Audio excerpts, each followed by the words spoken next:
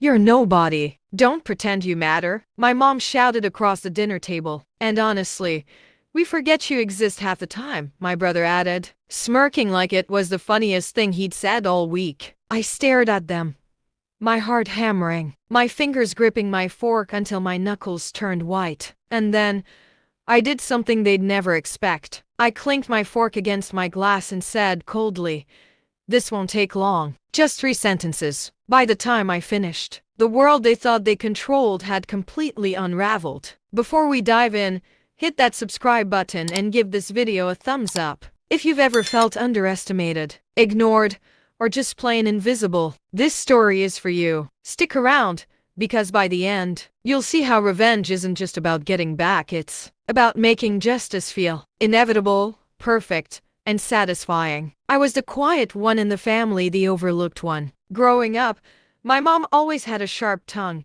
and my older brother, well, he had the kind of charm that made him the favorite, even when he didn't deserve it. Birthdays, family gatherings, even trivial conversations, my contributions were dismissed. My ideas laughed off. I was the invisible sibling, the afterthought, the one who didn't matter. But that night was different. I'd come home exhausted from work, hoping for a calm family dinner, hoping for a small moment of connection. Instead, I was greeted with the usual ridicule. My mom's voice cut sharper than any knife. "You're nobody. Don't pretend you matter." And my brother, leaning back in his chair with that smug grin that always got under my skin, chimed in, "Honestly, we forget you exist half the time." I felt my stomach twist. Rage bubbled up, not the kind that makes you shout and lose control, but the cold, precise kind that lingers and grows until it demands action. I didn't just want to respond. I wanted them to feel the weight of underestimating me. I pushed my plate away,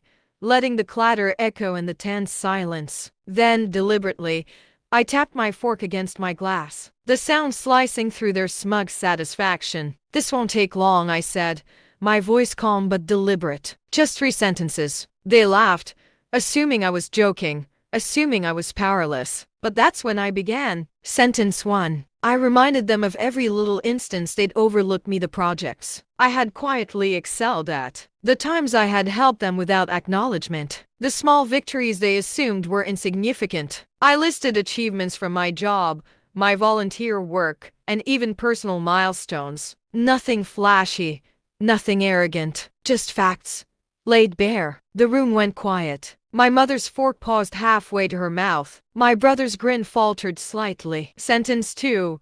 I exposed the hypocrisy, the favoritism, the dismissals, the cruel jokes disguised as humor. I reminded them of times they'd laughed at me, ignored me, or treated me like I was invisible. I didn't accuse. I merely stated. Evidence speaks louder than anger. By this point, my words had a rhythm, a cadence that drew attention. My voice was calm, almost hypnotic. Yet each phrase carried a weight that felt like a hammer striking their assumptions. Sentence 3.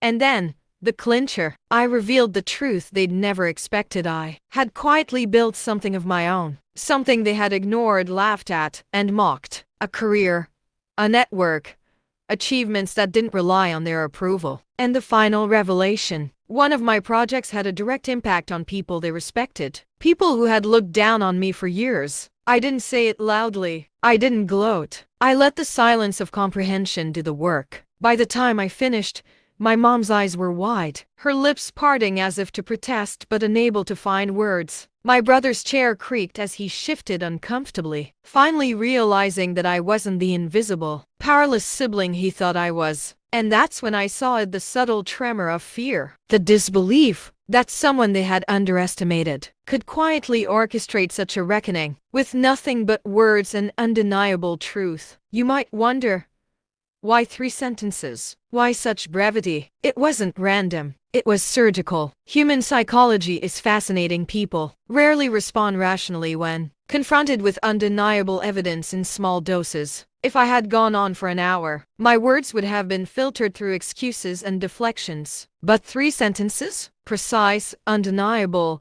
and impossible to ignore. Each sentence hit a nerve, built tension, and left no room for counter-argument. I could see the gears turning in their heads. My mother, always the emotional manipulator, was at a loss for the scripts she usually ran. My brother, usually quick with jokes to mask insecurity, couldn't cover this. I had shifted the balance. The invisible one had suddenly become the most potent presence in the room. And in that moment, I felt a liberation unlike anything I'd ever known. Not revenge for revenge's sake, but a quiet, precise justice. A reminder that underestimation is often the fatal flaw of those who wield power carelessly. The dinner ended awkwardly, the silence thick with realization. They didn't apologize, at least not in words, but their behavior changed in the following days. Invitations, questions, small acknowledgments. They started noticing me. They started treating me like I existed. Not out of guilt, necessarily, but out of recognition.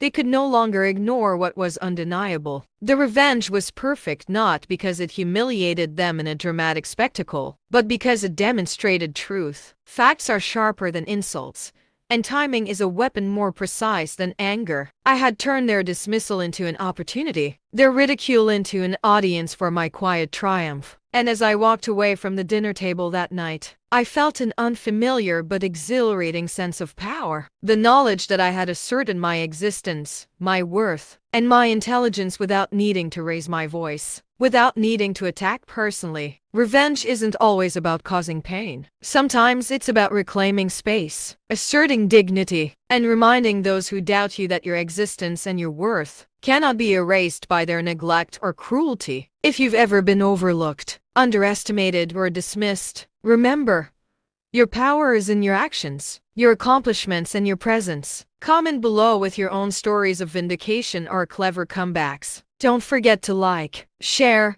and subscribe for more stories where justice isn't just served, it's crafted with precision. And remember, the quiet ones, sometimes they're the ones you'll never forget.